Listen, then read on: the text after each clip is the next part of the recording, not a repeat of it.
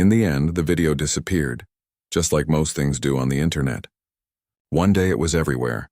The next it was buried under newer trends, louder voices, and flashier promises. But something lingered long after the clicks stopped. Not the words from the clip, not the bold claim about being ahead of 99%, but a quiet question that settled in people's minds. What if the real secret wasn't in a video at all? Because the truth was, Keanu Reeves never tried to get ahead of anyone. He didn't wake up each morning plotting how to outshine others or climb some invisible ladder of success. He just tried to live well, with honesty, with care, with his eyes open to the people around him. And in doing that without fanfare or strategy, he ended up showing something rare. That you don't have to be perfect to be meaningful. You don't have to be famous to matter. You just have to show up fully as yourself. That's the part no algorithm can copy. No AI voice can mimic it. No thumbnail can capture it. It's not a trick or a tactic. It's a choice, made again and again, often when no one's watching. Choosing to listen instead of waiting to speak. Choosing to help even when you're tired. Choosing to keep going after loss, not because you've moved on, but because you still believe in kindness. Even when the world feels heavy. And that's what people really saw in Keanu. Not a flawless hero, but a human being who kept choosing goodness, even when life gave him every reason to close his heart. He lost his father early. He watched his best friend die in a car crash. He held his stillborn daughter. He stood by his partner as cancer took her too. Most people would have turned bitter or disappeared or built walls so high no one could reach them. But he didn't. He stayed open. He stayed present. He kept showing up not with grand speeches, but with small, steady acts of decency. That's the real edge. Not being smarter, richer, or faster than everyone else, but being willing to stay soft in a world that often rewards hardness. Being willing to care when it's easier to look away. Being willing to admit you don't have all the answers, and that's okay. And here's the beautiful part. This isn't something only Keanu can do. It's available to anyone. You don't need a movie contract or 1 million followers. You just need to decide in your own life that how you treat people matters more than how you look to them. That showing up for a friend in pain is more important than posting the perfect photo. That doing your work with care, even if no one notices, is its own kind of victory. The fake video promised a shortcut, but the real lesson was always slower, quieter, and far more lasting. It wasn't about beating others. It was about becoming someone you can be proud of when you look in the mirror, someone who doesn't need applause to feel worthy, someone who knows that real strength isn't in never falling, it's in getting back up. Again and again with your kindness still intact. Over time, people stopped searching for the secret to getting ahead. They started asking different questions. How can I be more present today? How can I make someone feel seen? What small thing can I do that costs me nothing but might mean everything to someone else? And in those questions, they found something the video never offered. Peace. Because peace doesn't come from being better than others. It comes from being true to yourself, from knowing that your worth isn't tied to your productivity, your appearance, or your bank account. It's tied to your humanity, and that's something no one can take from you. Keanu never claimed to have all the answers. In fact, he said more than once that he's just figuring it out like everyone else. But by living with humility, by treating the janitor the same way he treats the director, by giving without expecting anything back, he showed that the most powerful thing you can be is simply human. And that's the final twist in this whole story. The video said it would put you ahead of 99% of people. But the real truth is you don't need to be ahead of anyone. You just need to walk beside them with kindness, with patience, with your heart open. Because life isn't a race. It's a shared journey. And the people who make it meaningful aren't the ones shouting the loudest. They're the ones who show up quietly, consistently, and with care. So maybe the real message wasn't in the video at all. Maybe it was in the life behind it. A life that didn't chase attention but earned respect. A life that didn't preach but practiced. A life that proved over and over that the simplest things, listening, remembering, showing up, are the ones that change the world, one person at a time. And the best part? You don't need to be Keanu Reeves to live this way. You just need to start where you are. Say thank you to the person who makes your coffee. Call someone who's been on your mind. Let yourself feel your sadness without rushing to fix it. Do your work with honesty, even if no one sees it. These aren't grand gestures. They're daily choices. And together they build a life that doesn't need a viral video to prove its worth. In the end, the internet will keep chasing the next big thing, the next hack, the next guru, the next promise of easy success. But those who've learned the real lesson won't be looking for shortcuts. They'll be too busy living, quietly, kindly, fully, knowing that the greatest advantage isn't being ahead of others, but being at peace with yourself. And that peace? It's not found in a clip. It's found in the way you move through your day, in the way you treat the stranger, the friend, the person you see in the mirror. That's where the real magic lives, not in being better than 99%, but in being fully, beautifully, imperfectly human. And if that's not enough to get ahead in life, then maybe we've been measuring the wrong thing all along. The studio was quiet, lit by soft daylight filtering through tall windows. No flashy lights, no crew hovering with cameras, just a couple of chairs, a small table with 2 glasses of water, and the low hum of the city outside. Keanu sat back, relaxed but present, his hands resting loosely on his knees.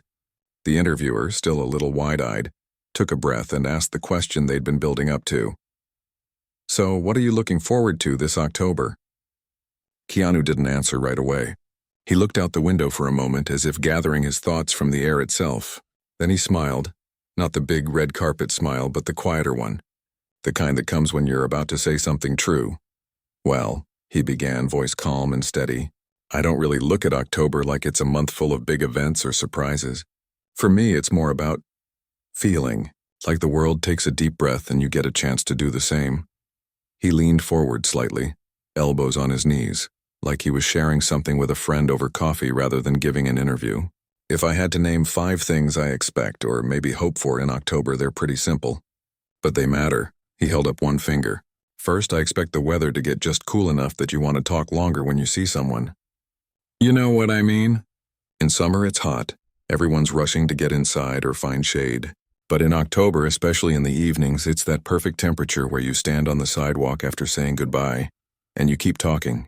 About nothing important, maybe, but it feels important because you're really there. Together." He paused as if remembering a recent moment like that. "I had that last week. Ran into someone I hadn't seen in years outside a coffee shop. We stood there for 20 minutes just catching up, watching the light change. No phones, no distractions. That's October to me." He raised a second finger. "Second, I look forward to seeing how even places that don't have real fall, like here, still find ways to show it.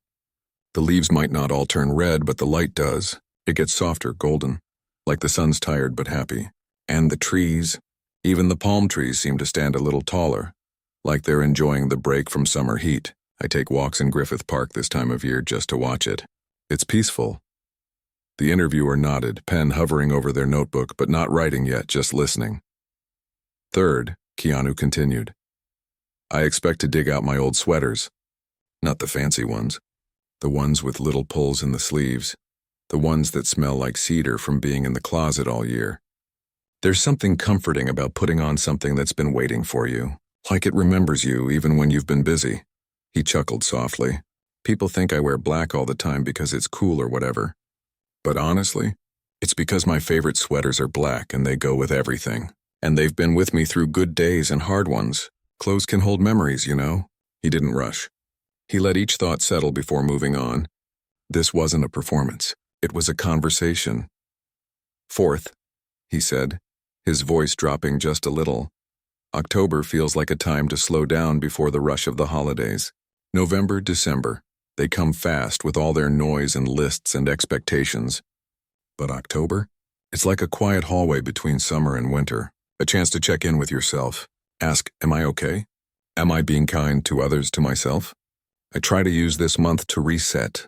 Not with big plans, but with small choices. Saying thank you more. Listening more than talking. Letting go of things that don't serve me or anyone."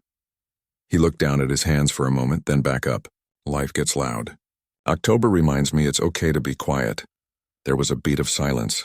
Outside, a bird called from a nearby tree. The interviewer finally asked gently, "And the 5th thing?" Keanu exhaled slowly. This one was heavier, but he didn't avoid it. "The 5th thing is remembrance. October holds loss for a lot of people. For me, it always has. It's the month when someone I loved deeply left this world. And every year without fail I feel it. The absence, but also the love that's still there. He didn't say the name. He didn't need to. Anyone who knew his story understood. But he didn't dwell in sadness. Instead, he spoke with warmth. I've learned that grief isn't something you get over. It's something you carry. And in October, I let myself carry it gently. I visit places we used to go. I listen to songs we loved. I talk to his memory like he's still part of my life because in a way he is. He looked the interviewer in the eye.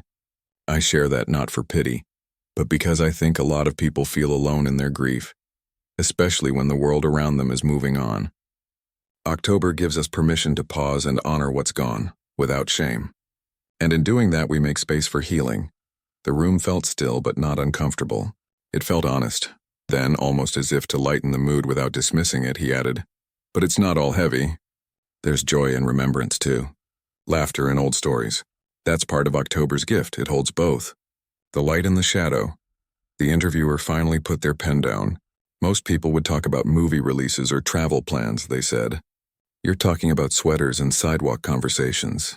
Keanu smiled. Yeah, well, those are the things that stick with you. Not the premieres or the headlines. It's the quiet moments that shape your life. The ones no one sees, but you feel in your bones. He glanced out the window again. The sun had shifted, casting long shadows across the floor. I think we forget that being human isn't about being perfect or famous or always on. It's about showing up, really showing up, for the small things, for the people you love, for yourself. And October. It just makes that a little easier.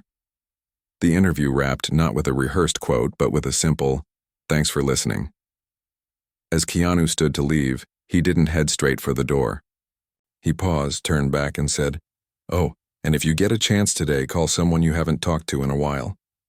Just to say hi. October's a good month for that." Then he walked out, hands in his pockets, shoulders relaxed, disappearing into the golden afternoon light.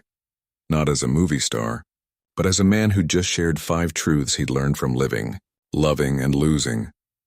And somewhere in living rooms and coffee shops and quiet bedrooms, people who'd read his words later would feel a little less alone, because what he'd said wasn't glamorous, but it was real. And sometimes real is exactly what we need. A few days after the interview, Keanu woke up to the kind of morning that felt like a secret gift. Cool air drifting through the open window, birds chatting in the trees, and that soft gray light that comes just before sunrise fully takes hold. He didn't check his phone right away. Instead, he made coffee the same way he always did. Ground beans, hot water, no rush. While it brewed, he stood at the kitchen sink, watching a pair of sparrows hop along the fence, arguing over a crumb like it was the most important thing in the world. He'd been thinking about what he'd said in the interview, not because he regretted it, but because it had stirred something in him. Talking about October, about memory and quiet moments, had reminded him how much he valued simply being present. And so that morning, he decided to do something small but meaningful. Visit the little bookstore in Silver Lake he hadn't been to in months. He pulled on a dark sweater, the one with the tiny hole near the cuff that he kept meaning to mend but never did, and slipped on his worn-in boots. No cap, no sunglasses, just himself walking down the quiet street as the neighborhood slowly came alive. A dog barked behind a hedge. Someone watered their roses. The smell of fresh bread floated from a nearby bakery. These were the details he noticed, the ones most people rushed past. The bookstore was tucked between a flower shop and a vintage record store, its windows fogged slightly from the morning chill. A bell jingled softly as he stepped inside. The air smelled like paper, old wood, and a hint of cinnamon from the tiny coffee stand in the corner. Shelves stretched from floor to ceiling, packed with books of every kind, some neatly arranged, others stacked haphazardly like they'd just been discovered. He wandered slowly, running his fingers along spines without a plan. He wasn't looking for anything specific. Sometimes he just liked to see what called to him. A poetry collection caught his eye, thin with a faded blue cover. He pulled it out and flipped it open. Haiku about autumn leaves, cold mornings, empty benches. He smiled. It felt like the book had been waiting for him. At the counter, the owner, a woman with silver-streaked hair and reading glasses perched on her nose, looked up and did a double take. She didn't gush or grab her phone. She just nodded and said, "Haven't seen you in a while." "Been busy," Keanu replied, setting the book down. "But I miss this place." She rang him up without fanfare. As he paid, she added, "There's a new section in the back, seasonal reflections. Thought you might like it." He thanked her and walked toward the back of the store. Sure enough, tucked beside the philosophy aisle was a small display labeled October Thoughts. Not bestsellers, not flashy titles, just quiet books about change, memory, and the passage of time. He picked up one with a simple cover, Notes on Stillness, flipped through a few pages. The writing was gentle, unhurried. He added it to his stack. On his way out, he stopped at the coffee stand and bought a small paper cup of black coffee. The barista, a young guy with paint under his fingernails, recognized him but just said, "Good choice. That haiku book's beautiful." Keanu nodded. "Yeah, it feels like October in paper form." Outside, the sun had fully risen, warming the sidewalk. He took a slow sip of coffee and started walking, not heading anywhere in particular. That was the thing about days like this. He didn't need a destination. Just movement, air, and space to think. As he turned onto a quieter street lined with old bungalows and overgrown bougainvillea, he noticed a small wooden bench tucked beneath a jacaranda tree. It wasn't part of a park, just someone's gesture to the neighborhood, painted a soft green with a little plaque on the back that read, "For those who need a moment." He sat down, and just like that, the world got still. He didn't pull out his phone, didn't check the time. He just sat, watching leaves drift down, listening to the distant sound of a lawnmower, feeling the warmth of the sun on his shoulders. His mind drifted to the friend he'd lost long ago, the one he'd mentioned in the interview. He remembered sitting on benches just like this one, talking about nothing and everything, laughing until their sides hurt. He didn't feel sadness, not exactly. More like a quiet companionship across time, like his friend was still there in the rustle of leaves, in the way the light hit the pavement, in the peace of this ordinary moment. A woman walked by with a stroller, gave him a small smile, and kept going. A delivery bike whizzed past. Life moved around him, but for these few minutes he was exactly where he needed to be, nowhere and everywhere at once. After a while, he stood up, stretched, and continued his walk. Back on the main street, he passed a small grocery store. Through the window, he saw an older person struggling to lift 2 bags of groceries while balancing a cane. Without thinking, he pushed the door open and stepped inside. "Need a hand?" he asked, voice calm and kind. The person looked up, surprised but grateful. "If you don't mind." "These apples are heavier than they look." Keanu took both bags easily. "Where to?" "Just a few blocks away." They walked slowly, side by side, talking about the weather, the price of oranges, how the neighborhood had changed over the years. Nothing profound but real, human. When they reached the front steps of a modest house with potted geraniums by the door, Keanu set the bags down gently. "Thank you," the person said, eyes warm. "You didn't have to do that." "I know," Keanu replied with a small smile. But it felt right. He turned to leave, but paused. "Enjoy your apples." Back on the sidewalk, he felt lighter. Not because he'd done something grand, but because he'd connected. That was the thing about October, he realized. It didn't ask for big gestures. It asked for attention, for presence, for showing up, even in the smallest ways. By the time he got home, the afternoon sun was slanting low, painting the walls gold. He made tea, sat on the patio again, and opened the haiku book. One poem read, "Cold bench in the park, someone's name carved in the wood, wind carries it home." He read it twice, then closed the book and just sat, watching the sky shift from blue to amber. Later, he'd hear that someone had taken a photo of him on that green bench, just a quiet figure in a sweater looking out at the trees. It would circulate online, not with wild captions or rumors, but with simple comments like, "This is why I love him," or "He's just human." But in that moment, none of that existed. There was only the bench, the breeze, the memory, and the quiet understanding that October wasn't about what you did. It was about how you were. And right then, Keanu Reeves was exactly where he belonged. Fully here, fully human, fully at peace. A few days later, a photo started making its way around the internet. It wasn't staged, wasn't taken by a professional, and definitely wasn't meant for publicity. It showed a tall figure in a dark sweater helping an older person carry grocery bags up a short flight of steps on a quiet residential street. The sun was low, casting long shadows, and both people were smiling, not for the camera, but because they were sharing a real moment. Anyone familiar with the face would recognize him right away, but the image didn't feel like a celebrity sighting. It felt like a glimpse into an ordinary kindness. The person who took the photo was just walking their dog. They didn't shout or run up for an autograph. They simply saw something gentle happen and snapped a picture, more out of habit than intention. Later, they posted it online with a short caption, "Saw this today. Made me believe in good days again." Within hours, the image spread, not with wild headlines or dramatic music overlays, but with quiet appreciation. Comments poured in, not about fame or movies, but about how rare it felt to see someone powerful choose humility without being asked. "This is the energy we need," one person wrote. Another said, "He didn't even know he was being watched." That's the point. Keanu didn't see the post right away. He rarely scrolled through social media. When someone finally mentioned it to him, a friend calling just to say, "Hey, you're all over the place again," he just laughed softly and said, "Oh, that? Yeah, they needed help. That's all." He didn't feel the need to explain or defend it. To him, it wasn't news. It was just what you do when you see someone struggling. He'd been raised to believe that kindness wasn't a performance, it was a reflex. And October, with its slower pace and softer light, seemed to bring that reflex to the surface more easily. Later that week, he had plans that meant far more to him than any viral moment. A small gathering for his foundation, held not in a fancy hall but in a community garage-turned-workshop space near downtown. The event wasn't about fundraising speeches or photo ops. It was about connection. The foundation, quietly supported by him for years, focused on helping children's hospitals with everything from medical equipment to art therapy programs.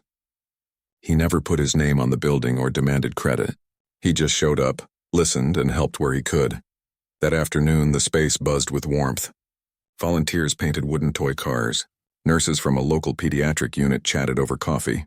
A group of teens who'd been patients years ago now came back to mentor younger kids. Music played softly in the background. Old soul tracks. The kind that made you want to move even if you were just standing still. Keanu arrived not in a black SUV with tinted windows but on his motorcycle, helmet in hand. He greeted everyone by name, asked how their families were, remembered details from conversations months ago. He spent most of the time near the back table, sanding down the edges of a wooden train someone had built for a child recovering from surgery. His hands moved with care, focused on making sure there were no splinters. At one point, a young volunteer, maybe 19, with nervous energy and paint on their sleeves, approached him. "I saw that photo online," they said, voice a little shaky. "The one with the groceries. It meant a lot. My grandma's been having a hard time lately, and seeing that reminded me to just be there for her, you know?" Keanu set down the sandpaper and looked at them fully.